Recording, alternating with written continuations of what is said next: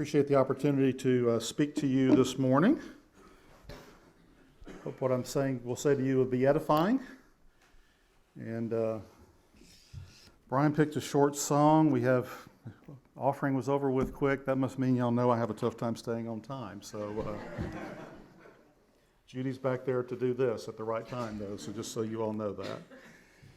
So many of you know that I enjoy watching the wonders of the sky, so it wouldn't surprise you that several years ago, we lived in South Carolina, there was predicted a full solar eclipse, which is a pretty rare event to be close enough for you to see.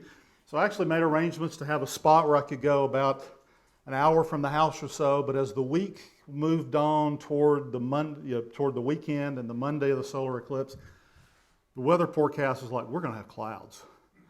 So got to have a new plan. So actually ended up driving 12 hours to Middle Tennessee to a relative's house in order to be able to see the eclipse. And so the eclipse happened and got my pictures and did all those things that were there. And we're sitting at dinner that night and at a local pizza restaurant, and I've got my phone and stuff starts coming on Facebook. People are going, hey Greg, I saw this picture of the eclipse.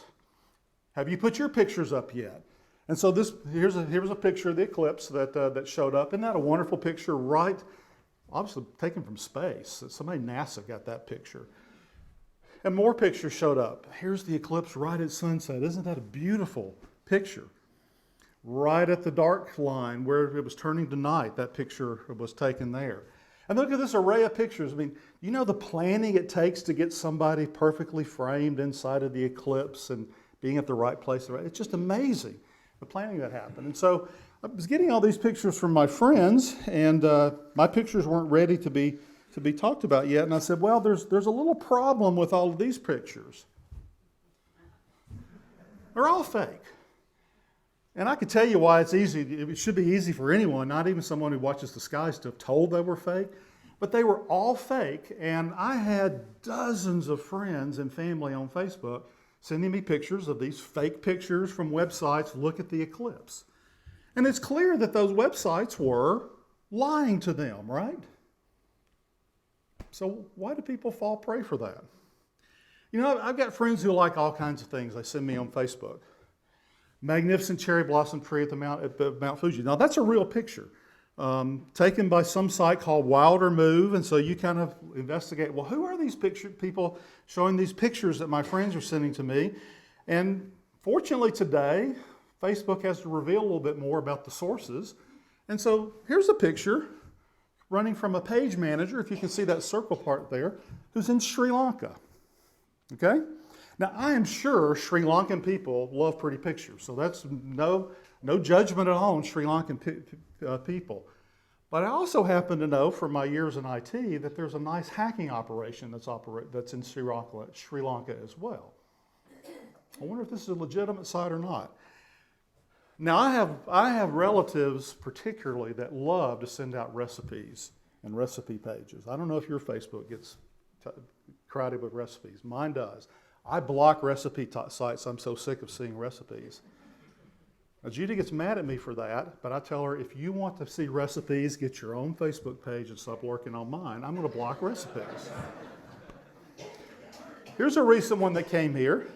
Grandma's recipes. I mean, look at what's in that picture. Sausage pie, strawberry banana shortbread, and that's not only banana pudding. If you look closely, it's banana pudding tacos. Banana pudding tacos. What could be better than that? I wonder where Grandma lives. Well, Grandma lives in Morocco, in North Africa. I wonder. Good Southern Grandma in Morocco? Maybe she's an expat. Maybe there's something else going on here. Turns out Morocco is the source of a lot of recipes going around the internet. The do-nothing cake made from scratch, you named it, Morocco. And here's an interesting little fact, if you look through the pieces here.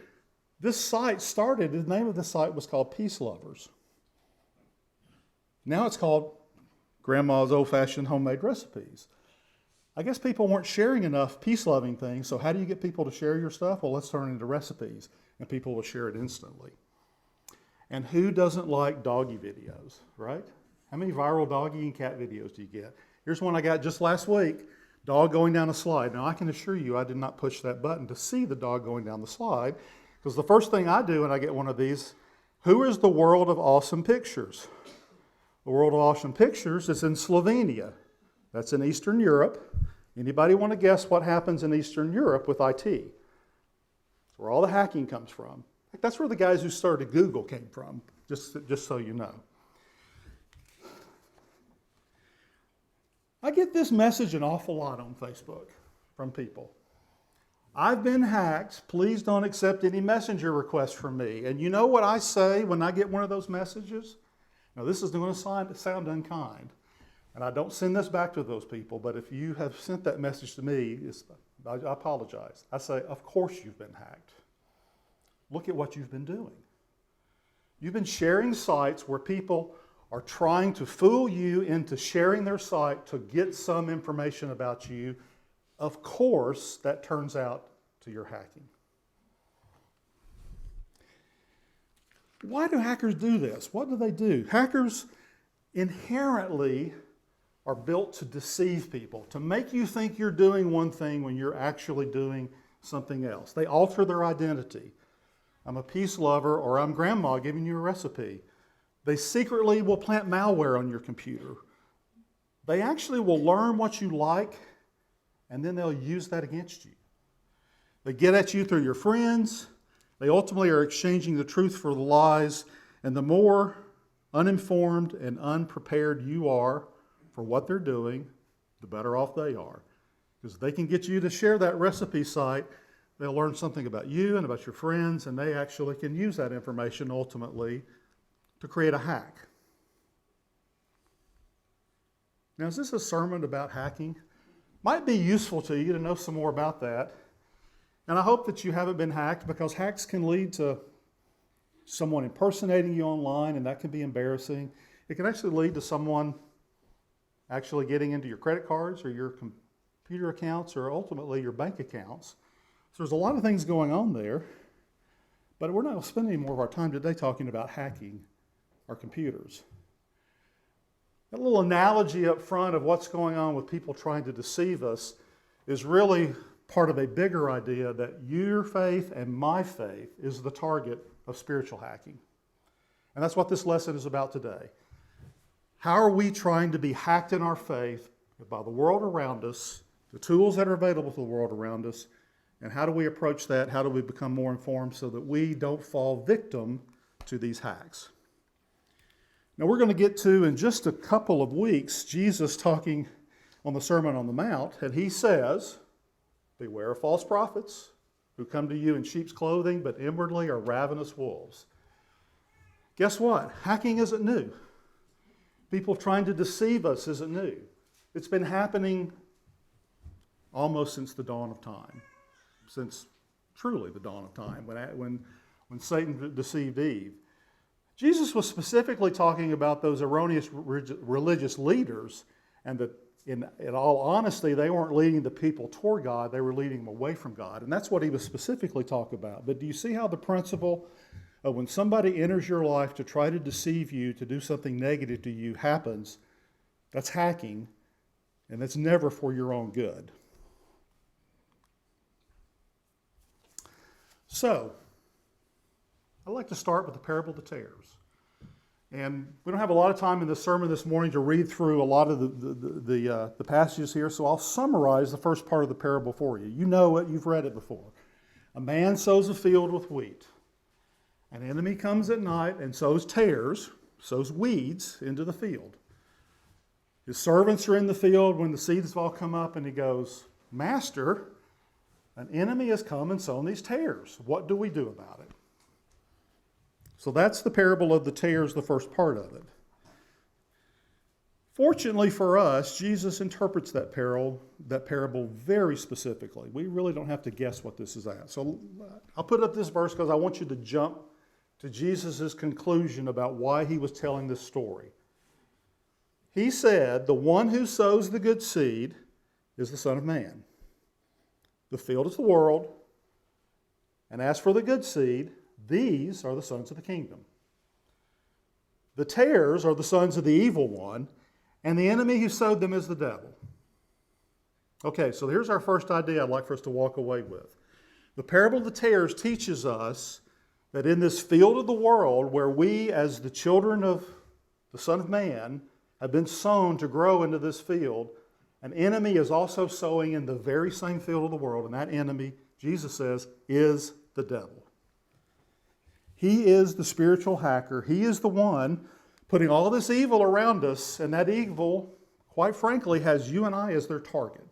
Because Satan doesn't need to convert it, deceitful people. He's already got them. It's us that he's after.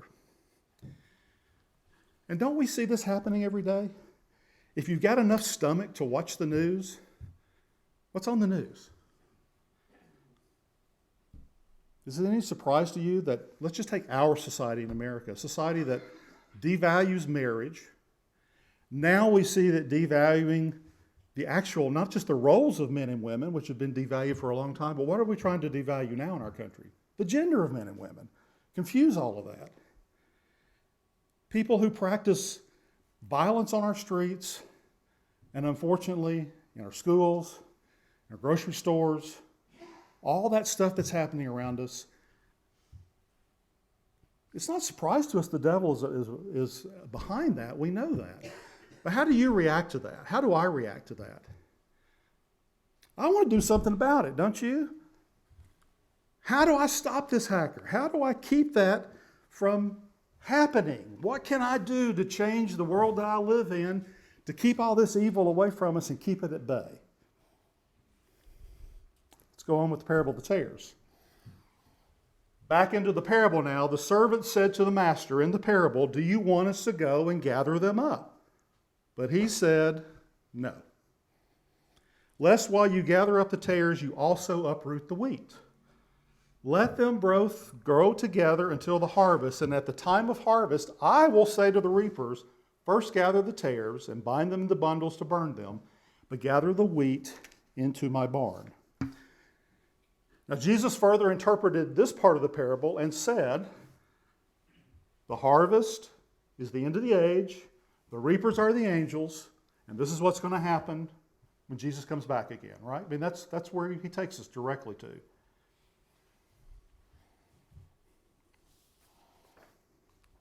One back here.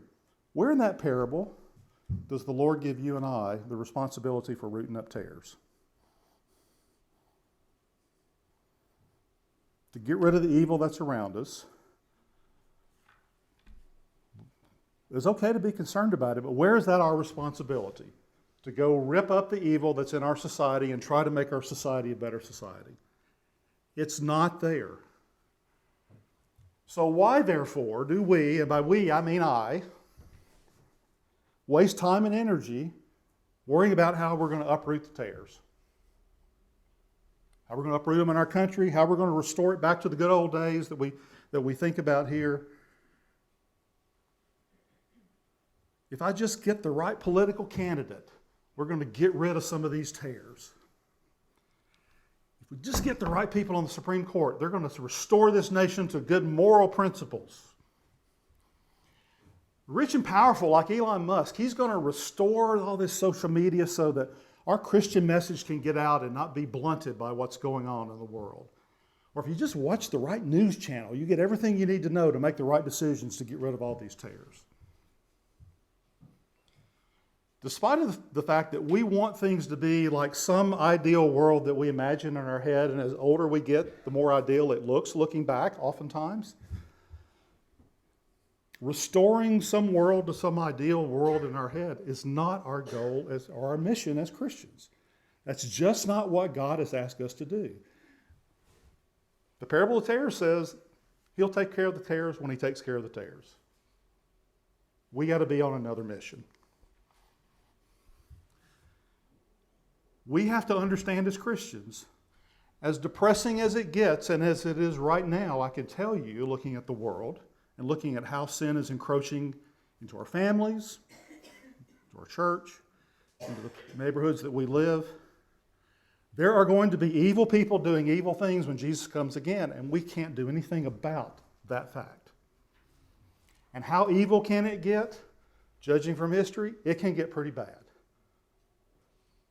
Still doesn't make it our job to how are we going to go get politically active enough get in the right places to get the right things to happen so that we can blunt all of these things. That just isn't the job that we have. Does that mean we shouldn't try to be a good influence? Does that mean we shouldn't object to? No, it doesn't mean any of those things.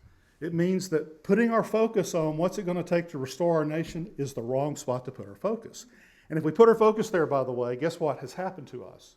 We've been hacked. If the devil can get us to look away from our real job to do some other job, he's hacked us. He's got us. What did Paul tell the Philippians? Work out your own salvation with fear and trembling. Do all things without complaining and disputing, that you may be blameless and harmless, children of God, without fault, in the midst of a crooked and perverse generation, among whom you shine as lights in the world. Now, is there anybody who doesn't think we live in the middle of a crooked and perverse generation right now? Every day it becomes more obvious. Probably would tell you we probably already have. People like me who are getting into their 60s just don't know when I was in my teens it was crooked and perverse, like some of you who are a little older than me. But as you look back in your 50s, it was crooked and perverse too. But it does seem to be a whole lot worse than I ever remember it now. What does Paul tell the Philippians to do in the middle of a Roman generation that was more crooked and perverse than we are right now? Most assuredly. What does he tell them that their job is? To shine as lights in the world. Not to fix that part of the world, not to see if you can overthrow the Roman government and get a new government that will act better. Shine as lights in the world. You see, brothers and sisters, we are the contrast to the darkness. And if we're not the contrast, why would anybody be attracted to the light? The darker it gets, the easier it is to see what's light. And that's what our mission is. And that, I think, is ultimately the parable of the tares telling us, don't get off mission just because you look around you and you don't see things going the way you want them to go. One of the most effective prophets in the Old Testament, one of the people, how effective does God need you to be before he'll actually take you directly to heaven without going through death, like Elijah went? Do you remember what happened to Elijah when he got off mission? After Mount Carmel?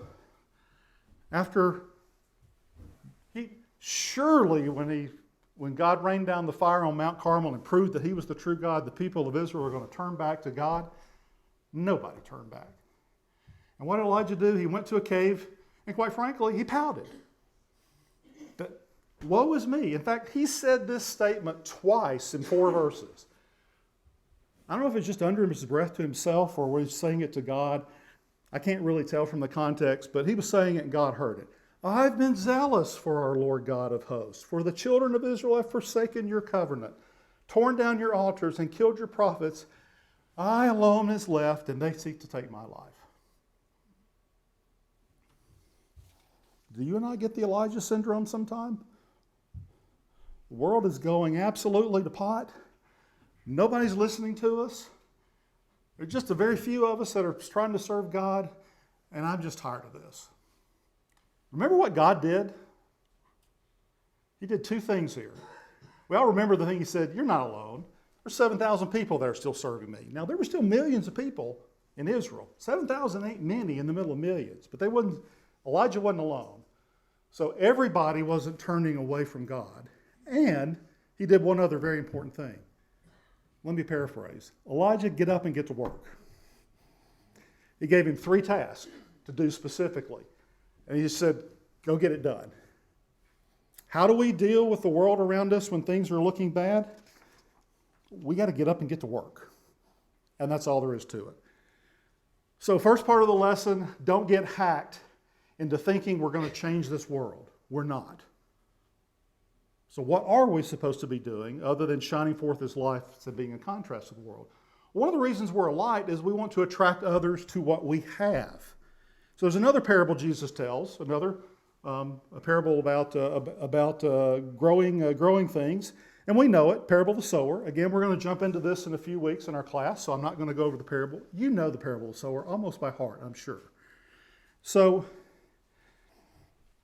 I'd like to you as you think about the parable of the sower to pair together the parable of the sower in your mind with what Jesus said in Matthew 28 to the apostles, where he said, "Go into all the world to preach the gospel to every creature. Who believes, baptized will be." You know it, right? He went and said that. What did he tell them to do? Go be sowers of the seed, right? So he told them to be sowers, and we would look at that and say, and that means he told us to be sowers. And so I would offer to you, here's our job. Be a sower. When you look at the parable of the sower, you learn one really important fact, that all the work that you do as a sower is not going to be effective. Only 1/4 of the parable is about effective spreading of the gospel, right? When it falls into good hearts and it takes root and it bears fruit. We're not going to focus on that today, but that is our main job. Right there is to be able to sow enough seeds so we find the good heart to do that. The other part of the parable of the sower tells us 3 ways the devil is going to try to hack us from doing that work. So I'd like for us to look at that real quick. When Jesus interpreted the parable of the sower in verses 19 through 21, he told us 3 ways that the devil is working to hack us, or to hack the effectiveness of the word that we're spreading. The first one is the evil one comes and snatches it away. Never gives the word a chance to have root in someone's heart. That's way number 1, that hacking goes on. The rocky places. How did Jesus interpret the seed going into the rocky places? When affliction and persecution arises, the plant withers. It has no root. It can't stand up to that. Affliction and persecution, isolation of God's people, persecuting God's people, has always been a hacking method of the devil. And the more we feel in our society today that people are beginning to persecute us because we really don't believe this whole gender story, or we really don't believe just because you think that you need to have a partner who's of the same sex, that you actually are entitled to that, or that you think that you can divorce and remarry as many times as you have. All those societal messages we talk about, it's beginning to be uncomfortable to preach those very openly right now. That's persecution and affliction coming at us, calling us the intolerant people. Thirdly, seed sown among the thorns. What's the hacking method there? Use the worry of the world and the deceitfulness of riches to choke out the word. So what does Jesus tell us about the hacker we face in this parable? We already know from the parable of the tares, he's sowing evil people. We find in this that he will test us as hearts of men where the seed is growing in our hearts. He will test us in these 3 ways. Is it really implanted in their heart, or are they just going through the motions? Is it deeply rooted? Can it withstand the hot Arizona sun, as it were, without withering? And does it have any room to grow in their lives, or is it crowded out by cares of the world, maybe even cares of how bad the world's getting, and deceitfulness of riches?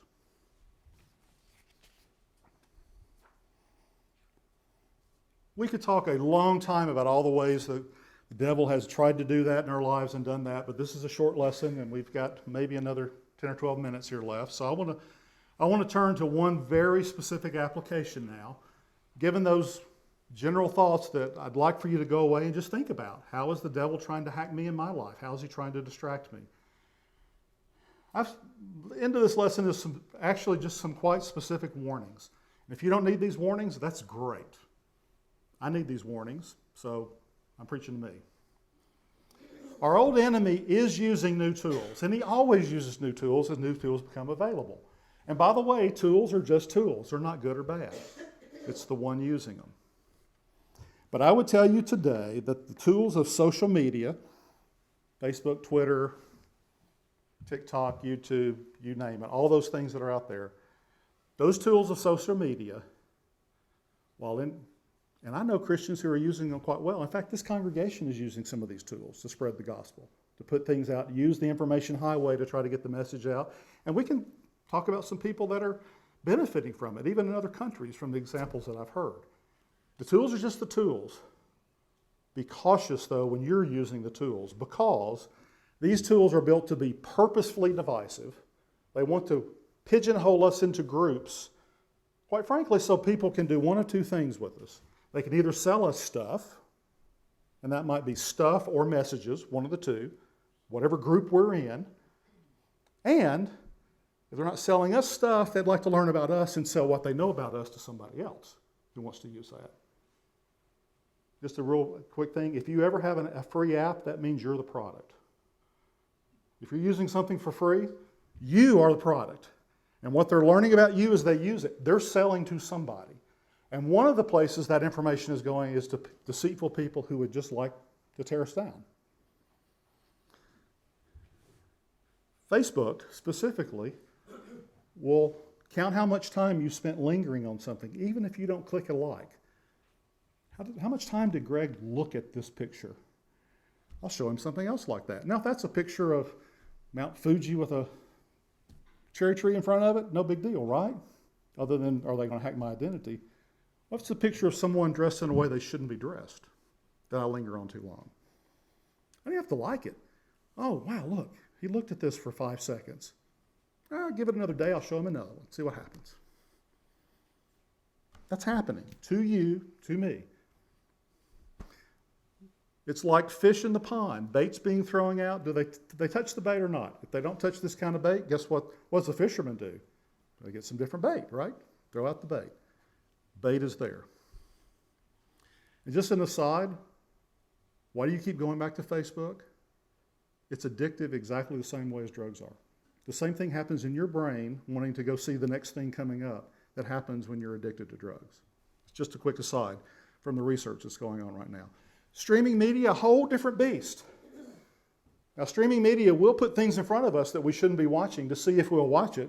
And if you like something and you watch it all the way, it'll show you more programs like that. But there's another even more nefarious thing going on with streaming media. Remember what those thorns did to us in the parable of the sower? They crowded out with cares and worries of the world. You know, I've noticed in preparing for this sermon, preparing for Teach for Sean while he's going to be gone, I really haven't kept up with any of my programs I'm watching on streaming media. And I don't think they're bad programs. I haven't kept up with them. What does that mean? How much time was I spending? It got replaced by doing something better. That's a good thing. Greg learned a lesson in all this. How much time am I actually spending on that? Even if it's, quote, okay stuff. And if you notice the more of those things you watch on streaming media, they are all working to normalize sin in the name of tolerance. And that is most prominently being displayed in the LGBTQ initiatives that are out there. Can you watch a program that you don't see someone who's a hero of the program? Now, while I don't think you should have any, we know there are Christians who have been and in the past, and I believe now, who've been caught up in that, who have thrown that off. Everybody deserves to hear the word, but I really don't want to be indoctrinated. I almost can't help but be indoctrinated with these new tools. I got to move on in time. If Satan can't get at us, who's his next target? Or even if he does get at us, who's his next target? Now we have, as you read through that slide, I'm just going to say, we have some wonderful school teachers in this audience that I'm talking to right now, and some who are traveling. Wonderful. I have 100% confidence we're not caught up in any of these things that are happening here. I can just tell you, I know enough school teachers in my life and in the things I've done with nonprofits and stuff in the past, even in very conservative states like Tennessee, Indiana. There are things going on with our school teachers that are preaching an agenda, trying to hack the faith of our children. And we've known this for a long time, right? The atheistic views of the world have been working to hack our children for a long time. Well, so are these new agendas trying to hack our children. It's in children's media. There is an approve all things agenda. However you were born, you should be happy to celebrate anybody who's living like that. And that's ultimately what the LGBTQ plus agenda is at. Do you know how many high schools have got LGBTQ clubs now? How many things are going on in that? And it doesn't have to be a public school. Digital indoctrination is happening in gamings, TikTok, chat rooms. Even this kid who killed all the kids down in Texas, where was he indoctrinated? As we learn more and more, it's part of those things. And I'm going to turn this into a very specific caution, and I put this picture up for a reason. Smartphones and smart pads are not your friend if you're a parent of a young child. The more you park them in front of that, if the internet is turned on that and you haven't vetted every single image, message, and song that's coming to your children through that medium, you are opening the door. You might as well, in your neighborhood, open the door to your house and put a sign out front that says child inside and let whoever walks off the street come in and play with your kid. Now, there might be some good people that come in and play with your kid. They're not all going to be good. An open internet connection on a device is a window that I can guarantee you Satan is working right now to try to hack our children through. And that can happen in all kinds of places, in or out of our control, if we surrender our child to someone else's control to do that. Is that to say everything on those pads is bad and it's not? No, it's not. You as a parent better know every single thing that's being put in front of your kid, because there is no foolproof way to limit the content. As a mentor of mine who was known in the 70s and 80s as a world expert in training, who was also a Christian, he used to come to congregations and do meeting work on weekends with congregations to help parents to understand how important it was that they be actively involved in their kids' education and know what was going on, be the main conduit for Christian education for their kids, for educating them in the Bible, and also help churches to support that. He used to say this example over and over again: your child is a chalkboard, and whatever gets written on that chalkboard stays until somebody erases it. You as a parent better know what's being written on that chalkboard, who's the one writing it, what's their intentions, and you better have an eraser. That has never been more true than it is today. This is how children learn, and they've always learned like this, by information that's put to them at a very impressionable age. And if we allow that to happen, we allow that open internet connection to happen without vetting it, without actually curating it to know exactly what's happening, don't be surprised one day if your kid is not one that's hacked. I do know what I speak of in that arena. Paul put it really easy. Fathers, bring up your children in the discipline and instruction of the Lord. What's the main job you have as a parent, and specifically those of you in the audience who are fathers of children at home, what is your main job? That. Not a college education, not trade school, not do they have a good job. That is the main job. And if you get off that main job, heaven help us all. So as I wind up this lesson today, we've talked about defending spiritual hacking. And I know this has not been a 1, 2, 3 points kind of lesson, but let me just tell you what I want you to walk away with.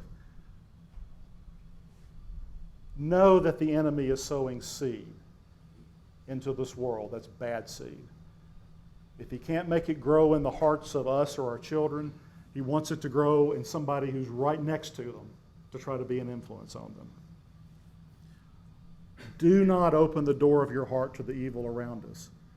Social media is one of the ways that you can easily do that if you're not very cautious. Our job is to shine as lights and provide a contrast to this world. Let's make sure we're doing it. Learn to recognize lies and counter them in our lives and the lives of our kids. Above all, protect your children. Know who's telling what things to them, and make sure that they're being told lies, that you get them out of their heart as much as you possibly can. If you're a parent, while they're in your control, I would never let them have unattended use of the internet. That's me. I'm just telling you, it's that much of a wicked door. Now, that's been pretty depressing, right?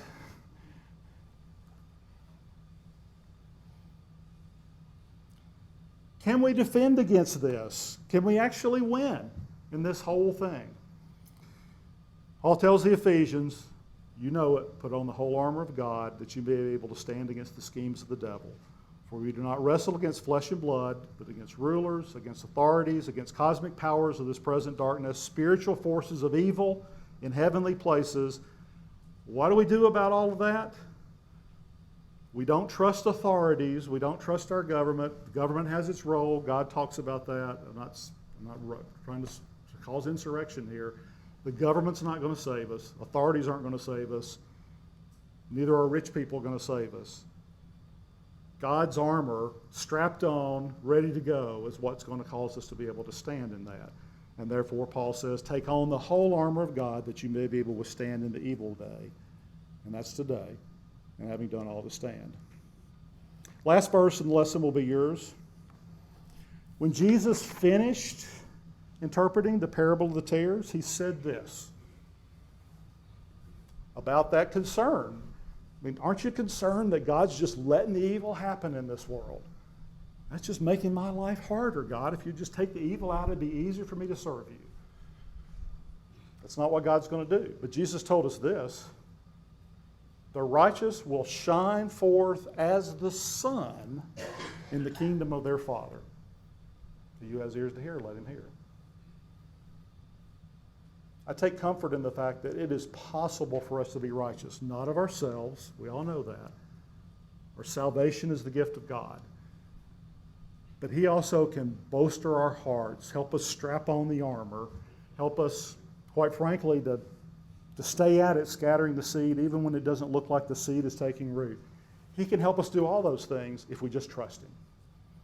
So let's stop being hacked by the messages of the enemy and start believing the message of our Father. And today, if we can do anything to help you in that journey that you have, either in helping you with your faith, or if you've not become a child of God, to help you do that today, we'd be delighted to do so as Brian stands and leads the song of invitation.